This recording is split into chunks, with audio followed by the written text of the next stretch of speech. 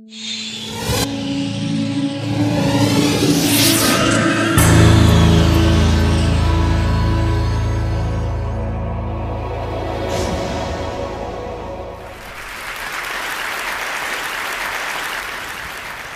know what you're thinking. You think I've lost my way and somebody's going to come on the stage in a minute and guide me gently back to my seat.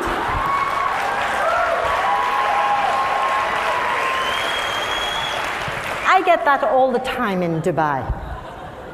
Here on holiday, are you, dear? Come to visit the children?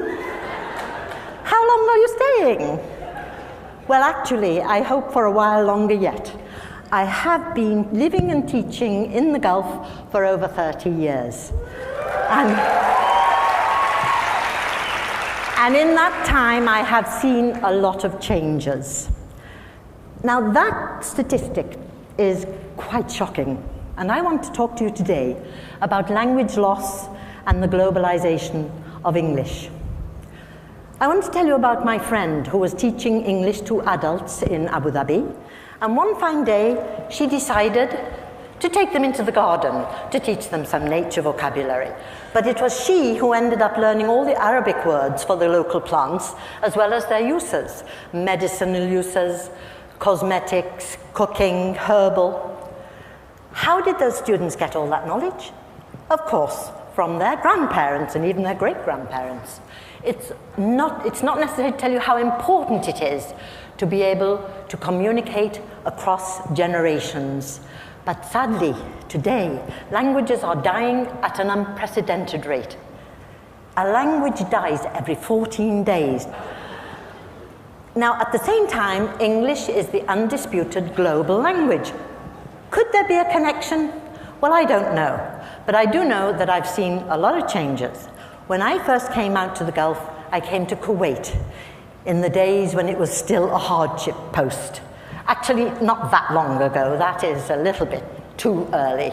But nevertheless, I was recruited by the British Council along with about 25 other teachers, and we were the first non-Muslims to teach in the state schools there in Kuwait. We were brought to teach English because the government wanted to modernize the country and to empower the citizens through education. And of course, the UK benefited from some of that lovely oil wealth.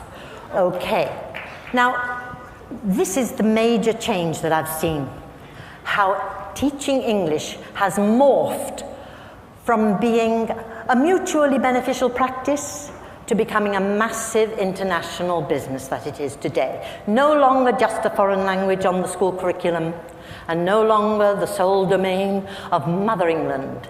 It has become a bandwagon for every English-speaking nation on earth. And why not?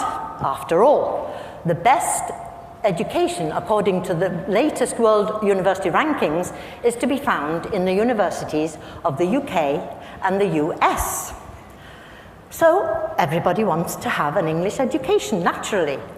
But if you're not a native speaker, you have to pass a test. Now, can it be right to reject a student on linguistic ability alone? Perhaps you have a computer scientist who's a genius. Would he need the same language as a lawyer, for example? Well, I don't think so. We English teachers reject them all the time. We put a stop sign and we stop them in their tracks. They can't pursue their dream any longer till they get English. Now, let me put it this way.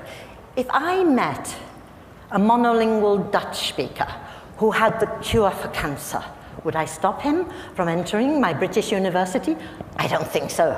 But indeed, that is exactly what we do. We English teachers are the gatekeepers, and you have to satisfy us first that your English is good enough. Now, it can be dangerous to give too much power to a narrow segment of society. Maybe the barrier would be too universal. Okay. But I hear you say, what about the research? It's all in English. So the books are in English, the journals are in English. But that is a self-fulfilling prophecy. It feeds the English requirement, and so it goes on. I ask you, what happened to translation? If you think about the Islamic Golden Age, there was lots of translation then. They translated from Latin and Greek into Arabic, into Persian, and then it was translated on into the Germanic languages of Europe and the Romance languages, and so light shone upon the dark ages of Europe. Now, don't get me wrong, I am not against teaching English, all you English teachers out there. I love it that we have a global language. We need one today more than ever. But I am against using it as a barrier. Do we really want to end up with 600 languages and the main one being English or Chinese? We need more than that. Where do we draw the line? This system equates intelligence with a knowledge of English, which is quite arbitrary.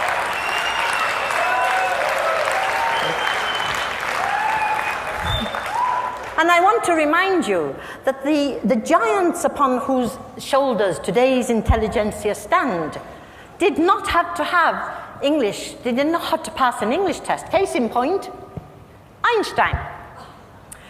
He, by the way, was considered remedial at school because he was, in fact, dyslexic. But fortunately for the world, he did not have to pass an English test because they didn't start until 1964 with TOEFL, the American test of English. Now, it's exploded. There are lots and lots of tests of English, and millions of students do take these tests every year. Now, you might think, you and me, those fees aren't bad, they're okay, but they are prohibitive to so many millions of poor people. So immediately we're rejecting them. Brings to mind a headline I saw recently, Education, the Great Divide. Now, I get it. I understand why people would want to focus on English. They want to give their children the best chance in life. And to do that, they need a Western education. Because, of course, the best jobs go to people out of the Western universities that I put on earlier. It's a circular thing. Okay. Let me tell you a story about two English scientists. They were doing an experiment to do with genetics and the forelimbs and the hind limbs of animals, but they couldn't get the results they wanted. They really didn't know what to do until along came a German scientist who realized that they were using two words for forelimb and hind limb, whereas genetics does not differentiate, and neither does German. So, bingo, problem solved.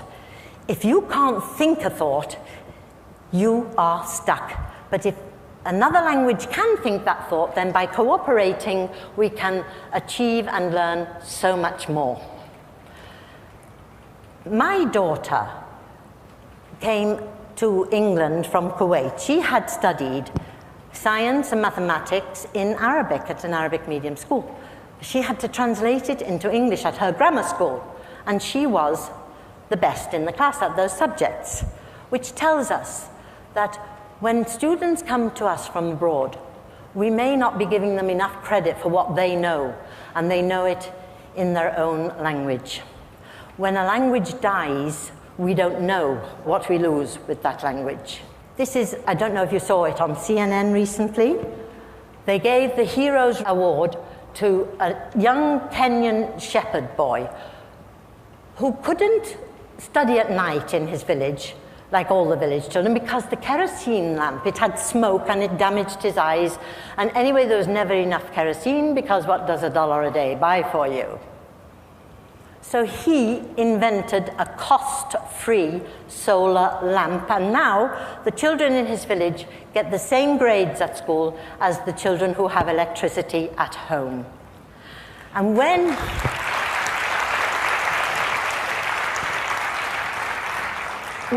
he received his award, he said these lovely words: "The children can lead Africa from what it is today, a dark continent, to a light continent." A simple idea, but it could have such far-reaching consequences. People who have no light, whether it's physical or metaphorical, cannot pass our exams, and we can never know what they know. Let us not keep them and ourselves in the dark. Let us celebrate diversity. Mind your language. Use it to spread great ideas.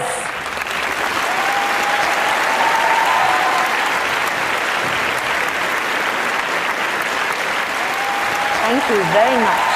Shukran.